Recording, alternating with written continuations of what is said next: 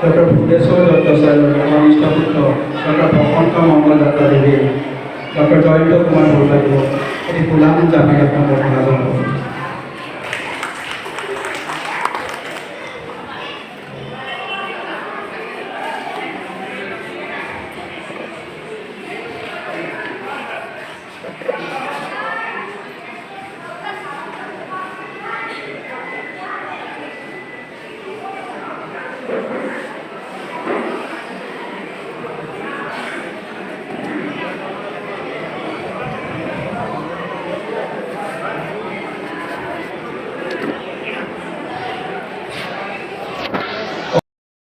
ডিব্ৰুগড় বিশ্ববিদ্যালয়ৰ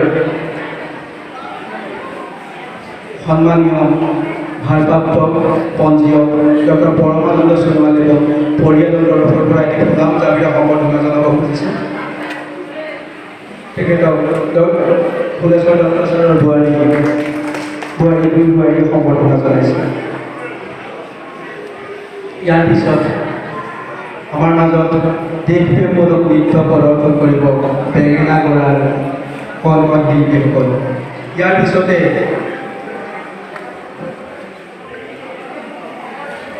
বিৰানব্বৈ বছৰত ভৰি দিয়া মাছখোৱাৰ জনজীৱনৰ মহিয়সী স্বৰূপ শ্ৰদ্ধাৰ ফুলেশ্বৰ দত্ত ছাৰক জীৱনৰ কৰ্মৰাজি লৈ প্ৰকাশ কৰা প্ৰায় ৩০০ পৃষ্ঠা বৃহৎ কলেজৰ গ্ৰন্থ উন্মোচন কৰা হ'ব। উন্মোচক আমাৰ মাজত উপস্থিত আছে, গতিকে আমি গ্ৰন্থ উন্মোচন সমিতিৰ সদস্যসকলক ইয়াৰ বাবে সাধাৰণভাৱে অনুৰোধ জনাই আমি নৃত্য পৰিৱেশন কৰিবৰ বাবে মাছখোৱা বেঙেনা গড়াৰ শিল্পীসকলক অনুৰোধ জনাইছোঁ।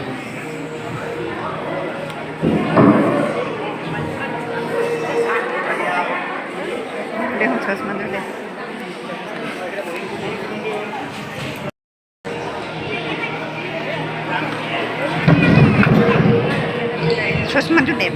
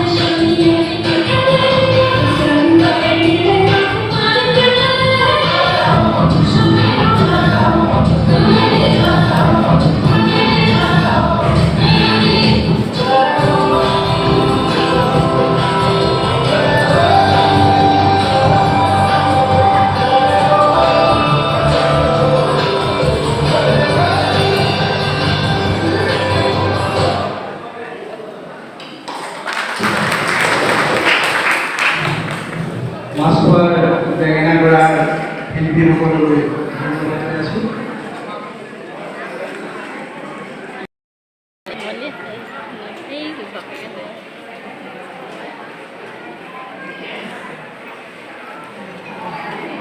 শ্রীপুর ফুলেশ্বর ডক্টরের জ্ঞানসংখ্যক জন্মদিন উপলক্ষে অভিনন্দন মন্ত্র এরা সম্বর্ধনা করেছে বিষয় হত্যারমীয়ে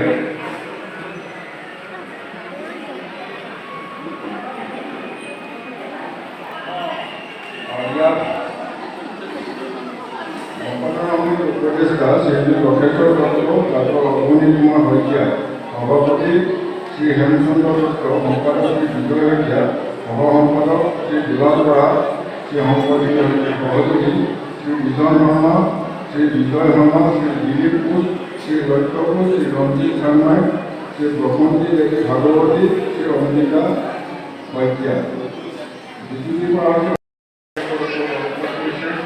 সংগঠনৰ ডিষ্ট্ৰিক্ট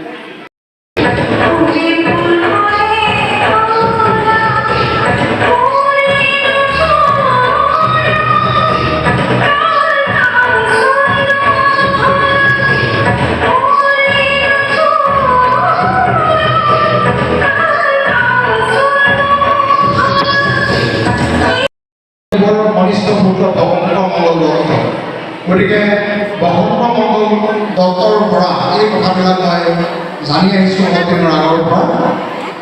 আৰু মাছখোৱাবাসী ৰাইজে যি সমগ্ৰ অসমৰ কাৰণে এটা উদাহৰণ হোৱা উচিত। মোৰ এজন অগ্ৰজ বক্তাই কৈ গৈছে যে আমি মানুহক মৃত্যুৰ পিছত তেখেতৰ গুণ গৰিমা কৰাতকৈ আমি জন্মৰ সময়তে তেখেতে সমাজখনৰ কাৰণে কি কাম কৰিলে সেই গুণ গৰিমা আমি ইয়াত কৰিব লাগে। আজি আমাৰ ফুলেশ্বৰী কৰে, কিন্তু সকলোৰে ভিতৰত আস্থান প্ৰদানকাৰী হৈছে শিক্ষক। কাৰণ শিক্ষক এখন সমাজৰ অভিভাৱক। আজি দত্তদেৱে এগৰাকী শিক্ষক হৈ সমাজখনৰ অভিভাৱক হৈ যিখিনি মাছখোৱাবাসী বা জিলাখনৰ কাৰণে কৰিছে, শিক্ষক হৈ অঞ্চলটোৰ বহু ছাত্ৰ ছাত্ৰীক নিজৰ ল'ৰা ছোৱালীক তথা ধেমাজি জিলাত বিভিন্ন অনুষ্ঠান প্ৰতিষ্ঠান সৃষ্টি কৰি পেলাই এই অঞ্চলটোৰ লগতে জিলাখনক আগবঢ়াই দিছে। আজি মাছখোৱা ডিগ্ৰী মহাবিদ্যালয় হওক বা মাছখোৱাৰ বিভিন্ন অনুষ্ঠানেই হওক বা আমাৰ মাছখোৱাৰ মিলনজ্যোতি সংঘই হওক মিলন সংঘই হওক, এই সকলোবোৰ অনুষ্ঠান প্ৰতিষ্ঠাৰ ক্ষেত্ৰত দত্ত ছাৰৰ অগ্ৰণী ভূমিকা আছিল। এজন আৰু ধেমাজি জিলাক আগবঢ়াই নিদিলেহেঁতেন, আপোনালোকে ইমান গৰমত আহি কোনো কাৰণতে ইয়াত গৈ নাথাকিলেহেঁতেন। সেইটো মই আপোনালোকৰ মুখবিলাক দেখি অনুভৱ কৰিলোঁ যে এখেতৰ অৱদান মাছখোৱাক আগবঢ়াই দিয়াত কিমান। মই এগৰাকী শিক্ষক হিচাপে হওক বা এগৰাকী ৰাজনৈতিক দলৰ কৰ্মী হিচাপে হওক যে মাছখোৱাক এটা ডেভেলপমেণ্ট ব্লক লাগে, মাছখোৱাক এটা ৰাজহুৱা ভৱন লাগে বা মাছখোৱাক এখন 20জনীয়া চিকিৎসালয় লাগে। এই কথাবিলাক আমাৰ দত্ত ছাৰে 1985 চনৰ গণ পৰিষদ স্থাপন হোৱাৰ সময়তে উপলব্ধি কৰি মাছখোৱাক আগবঢ়াই নিয়াৰ কথাবিলাক সপোন দেখিছিল যে মাছখোৱাক 20জনীয়া 20খন বিচনাযুক্ত এখন চিকিৎসালয় লাগে, মাছখোৱাত এটা উন্নয়ন খণ্ড লাগে। এই কথাবিলাক আজি আমি যিবিলাক পাইছোঁ এইবিলাক দত্ত ছাৰৰ নিচিনা যিসকল আগৰণুৱা ব্যক্তি তেখেতসকলৰ ফল। আজি আমাৰ দত্ত ছাৰ লগতে হয়তো 2-4জন আৰু কৰ্মী আছে যিসকলে মাছখোৱাখনক আগবঢ়াই নিয়াৰ ক্ষেত্ৰত গুৰুত্বপূৰ্ণ ভূমিকা লৈছে। মই তেখেতে সাংস্কৃতিক দিশটোৰ ক্ষেত্ৰত আগবাঢ়ি যোৱা কথাও শুনি অভিভূত হৈছিলোঁ যে মাজুলীৰ পৰা মানুহ আমি এই অঞ্চলটো যি ৰাস মহোৎসৱ এই ৰাস মহোৎসৱ কৰাটো তেখেতে আগভাগ লৈছিল আৰু পৰৱৰ্তী সময়ত মৰাণলৈকে যে মাছখোৱাৰ মানুহে গৈ মৰাণত গৈ পেলাই ৰাস মহোৎসৱ পাতিব বা পাতিছে সেই ক্ষেত্ৰতো তেখেতৰ আগভাগ আছে। গতিকে সাংস্কৃতিক সামাজিক ৰাজনৈতিক সকলো দিশতে এগৰাকী ব্যক্তিয়ে এটা নিজৰ অঞ্চলত আগবঢ়াই নিয়াৰ যিটো চিন্তা এই চিন্তা কিন্তু আমি চবেই সেৱা জনাব লাগিব। আৰু মই আটাইতকৈ ভাল পোৱা কথাটো হৈছে কি যে তেখেতে যি সময়ত কাম কৰিছিল ৰাজনৈতিক কৰ্মী হিচাপে মাছখোৱাক আগবঢ়াই নিয়া বা সাংস্কৃতিক কৰ্মী হিচাপে সামাজিক কৰ্মী হিচাপে মাছখোৱাক আগবঢ়াই নিয়া তেখেতে বোলে গুৱাহাটীলৈ যেতিয়া আপডাউন কৰিছিল আমাৰ দিলীপ মইনা সমলৰ বিধায়কৰ ঘৰলৈ গুৱাহাটীলৈ তেখেতে বোলে এটকাও বোলে ৰাজহুৱা পইচা খৰচ কৰা নাছিল, তেওঁ সকলো পইচা পকেটৰ পৰা খৰচ কৰিছিল। এই কথাবিলাকে আমাৰ নতুন প্ৰজন্মক কিন্তু উদ্বুদ্ধ কৰিব।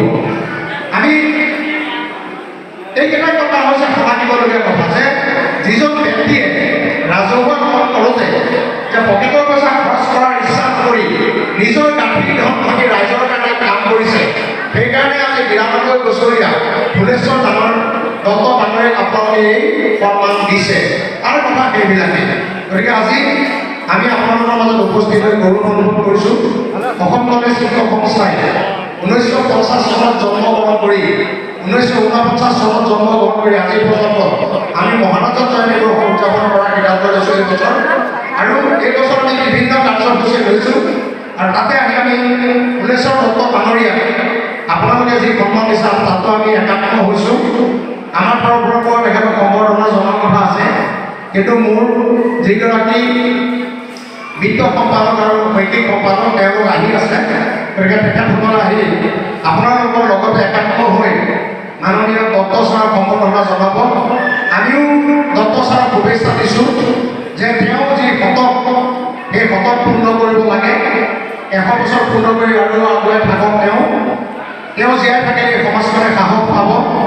আৰু মই আইমাতৃসকলক এটা কথা কওঁ যে আজি আমি ইয়াৰ পৰা ঘূৰি যোৱাৰ পিছত যিখিনি আমাৰ মৰমৰ ল'ৰা ছোৱালী ইয়াত আছে বা ছাত্ৰ ছাত্ৰী আছে তেওঁলোককো আমি বুজাব লাগে যে আমি বৰ্তমান সময়ত আমি যি ব্যক্তিকেন্দ্ৰিক চৰিত্ৰ গঢ়ি তুলিছোঁ তাৰ পৰিৱৰ্তে ফুলেশ্বৰ দত্ত ডাঙৰীয়া আমাৰ কাৰণে আদৰ্শ হওক আৰু আমি সমাজ বা আমাৰ দেশখনৰ কাৰণে যি কাম কৰিব লাগে আমি নিস্বাৰ্থভাৱে কৰিবলৈ আমাৰ মৰমৰ ছাত্ৰ ছাত্ৰীসকল আৰু আমাৰ যি নিজৰ ল'ৰা ছোৱালী এই ল'ৰা ছোৱালীক আমি উদ্বুদ্ধ কৰিব লাগে যে সকলো সময়ত আমি ব্যক্তিগত চিন্তা কৰিব নালাগে।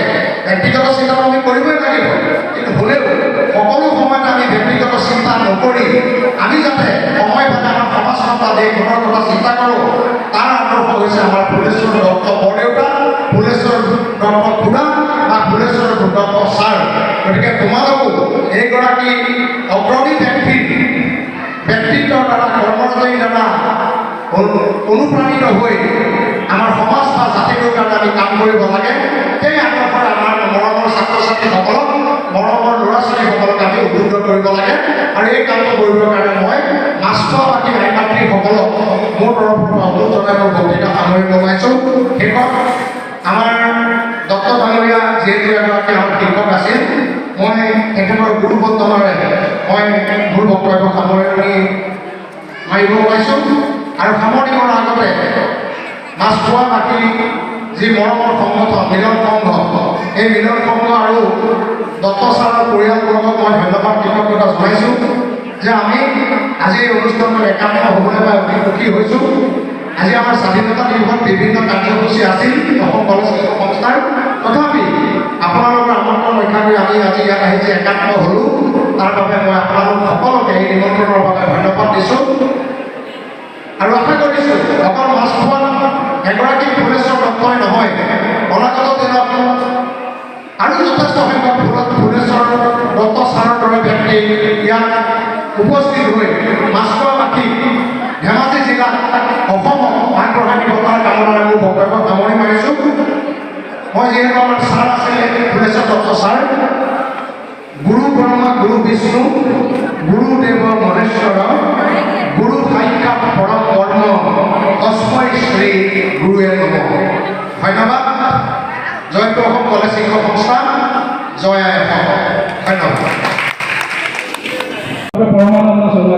মাছখোৱা মিলনসমূহৰ লগতে সমূহ মাছখোৱাবাসী হৈ আন্তৰিক কৃতজ্ঞতা জ্ঞাপন কৰিছোঁ।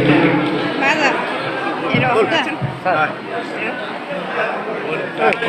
মাছখোৱা ক্ষুদ্ৰ চাহ খেতিয়ক সন্থাৰ পৰা সম্বৰ্ধনা কৰাৰ অনুৰোধ জনাইছোঁ।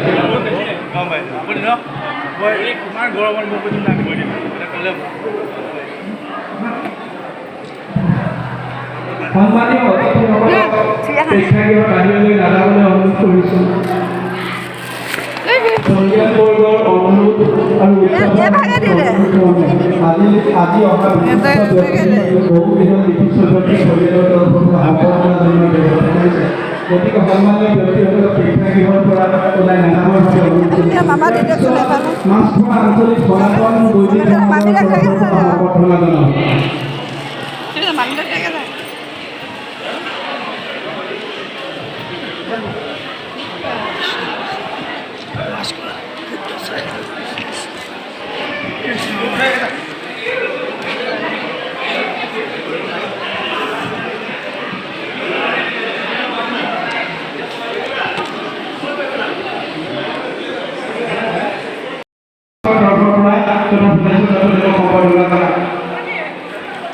মাছখোৱা আঞ্চলিক শ্ৰীমন্ত সংঘৰ তৰফৰ পৰা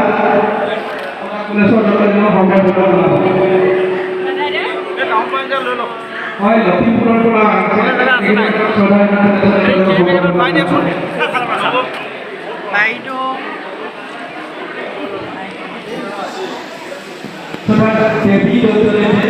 এখন সম্পদ সম্বৰ্ধনা জনাব।